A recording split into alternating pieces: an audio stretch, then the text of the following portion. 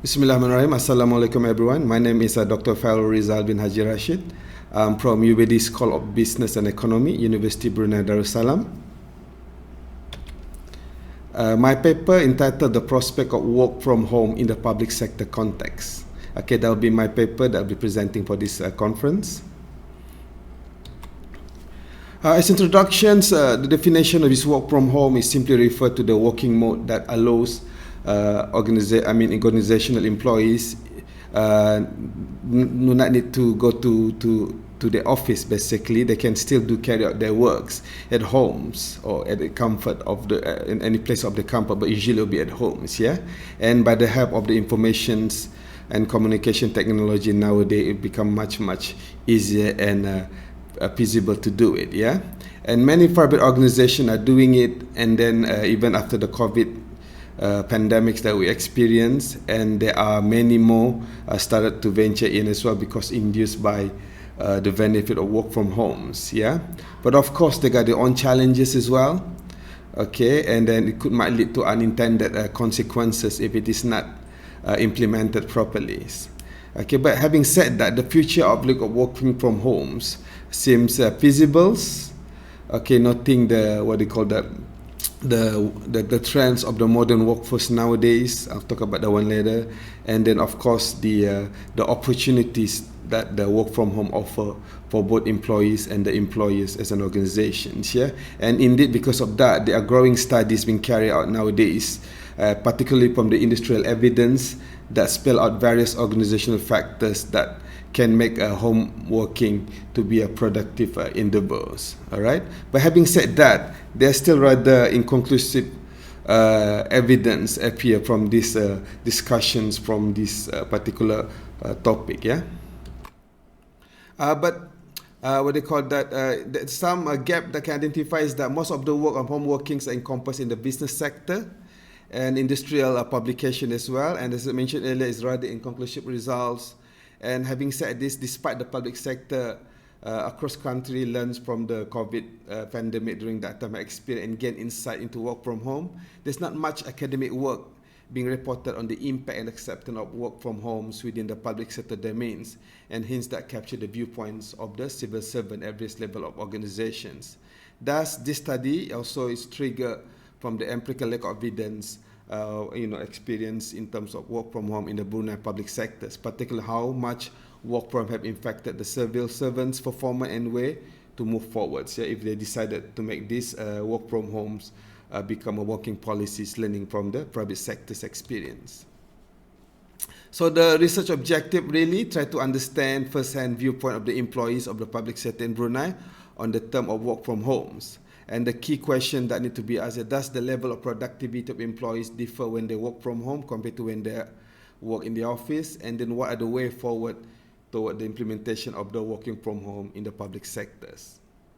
Okay, in terms of methodologies, done on the online survey, 200 respondents, 4 weeks periods, okay, and targeted to the lower and middle level management. The highest level will be the director levels, and the lowest level will be the senior clerks, yeah?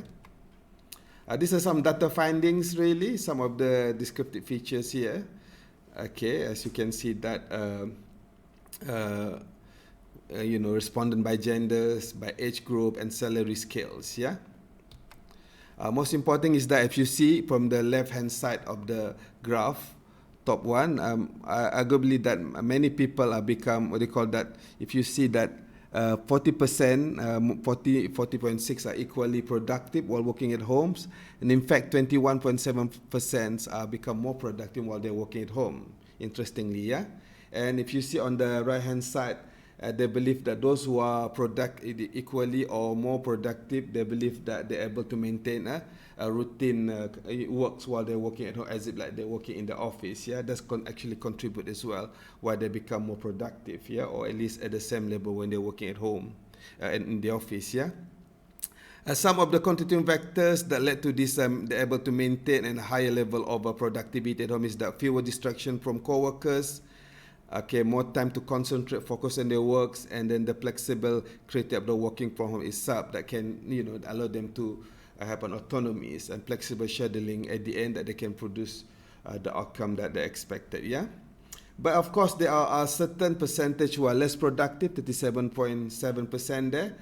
Some of the contributing factors difficulty in using the online platform, especially for the senior officers. Yeah, they're unable to, what they call the proper time management. Okay, and then fatigue as a result. A lot of work, especially if they are beyond working 9 to 5 hours. Yeah, they tend to go beyond working 9 to 5 hours. Yeah, and hence they become less productive. Yeah, what they call that things. But many of the in terms of the way forward is that basically they believe that from the experience from the COVID pandemic, and 53% that they what they call that not really believe that there's still room for improvement. Yeah, 53.8% of them believe that they can actually what they call that the organization or the sector can improvise further if they want interested to make this work from home become feasible to become as a working policies. Yeah, some of the important organizational factors that need to be considered: help desk assistant, especially on the technical aspects when they're doing from home, they can always someone to contact to.